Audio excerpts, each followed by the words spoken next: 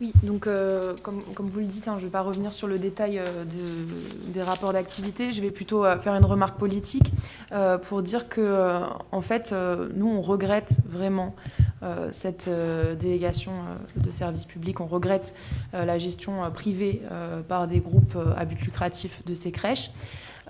Pour pour deux raisons principales. Une raison, là encore, éminemment politique, qui est que pour nous, comme l'éducation, la petite enfance doit être un service public, géré de manière publique, avec des normes publiques et que ça doit être totalement pris en charge de manière publique.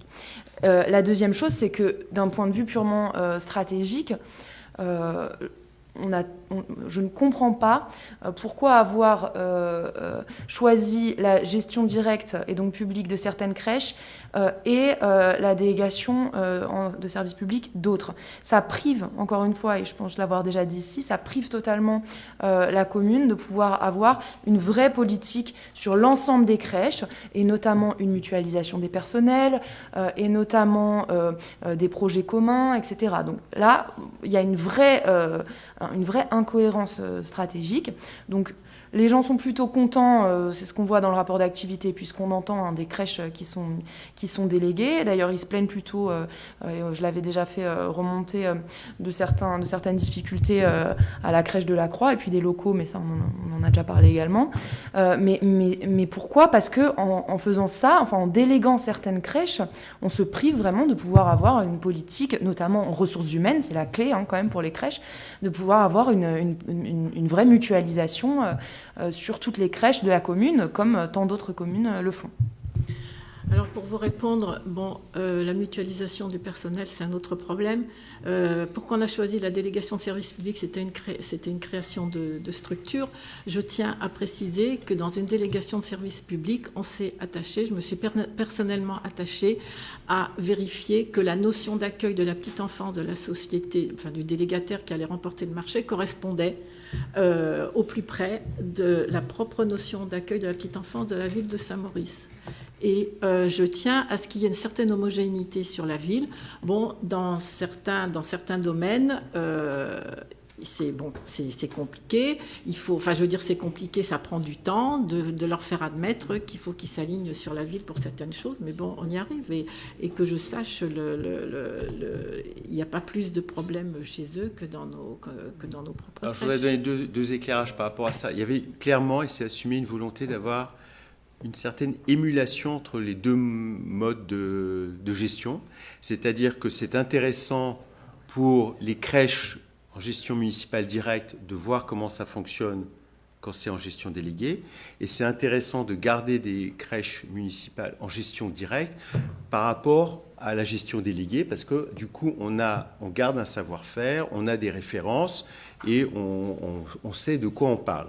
Donc ça, c'est intéressant. Beaucoup de collectivités le font. D'ailleurs, Madame Cadour, je sais que systématiquement, vous attaquez la gestion déléguée. Il n'y a pas une seule ville en France qui n'ait pas un service public en gestion déléguée. Il n'y en a pas une seule. Alors je sais que votre modèle, c'est 100% de gestion publique, probablement 100% d'entreprises publiques, mais ce n'est pas du tout comme ça que ça fonctionne. Le pragmatisme, même là où il y a des personnes qui sont de votre sensibilité politique, LFI, il y a des villes, ils gèrent des services publics aussi en délégation. Il faut arrêter de diaboliser et d'invectiver en permanence. Deuxièmement, j'aimerais dire que je me réjouis d'avoir entendu le nouveau président du département du Val-de-Marne, M. Olivier Capitagno, annoncer deux choses sur la politique de la petite enfance: création de nouvelles places et une décision concernant la création de crèches départementales qui ne va pas résulter que d'appréciation selon des critères partisans.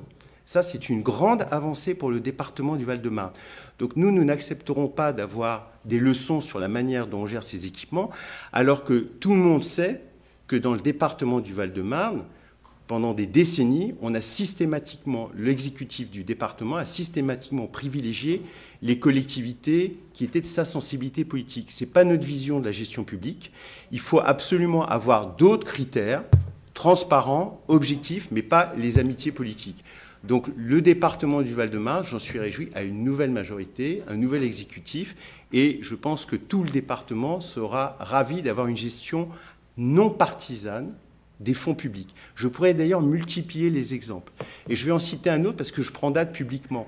Le Festival du Val-de-Marne de la chanson française, la ville de Saint-Maurice est candidate pour qu'il y ait un spectacle financé par le contribuable du Val-de-Marne, qu'il y ait un spectacle à Saint-Maurice. Nous avons les équipements, le TVO ou l'espace de la Croix. Il y a peu de communes qui disposent d'un équipement pareil.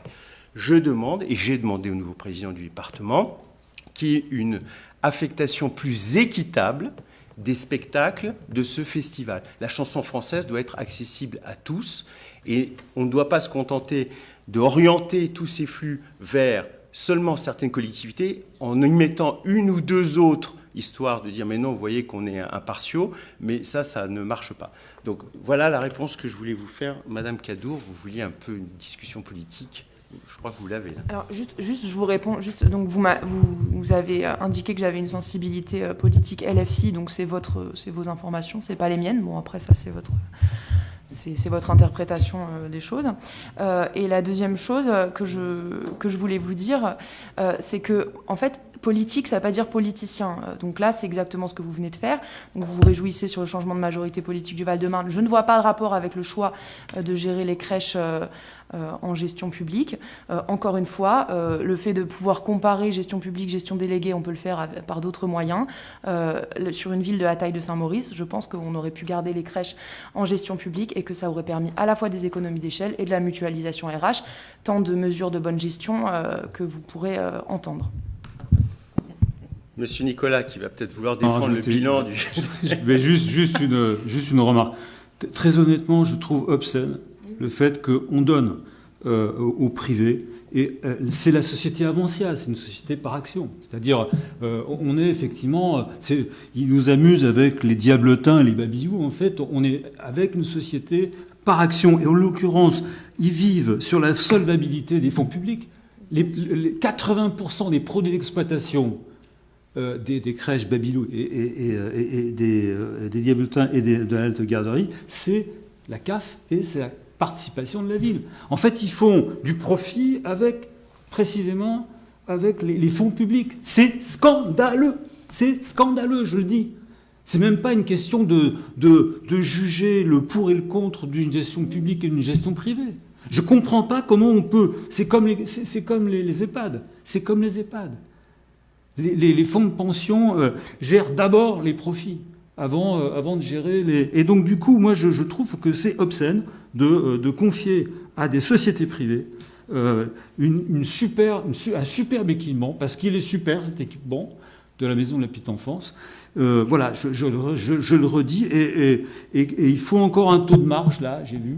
Il faut un taux de marge, certes, moins important que les autres années.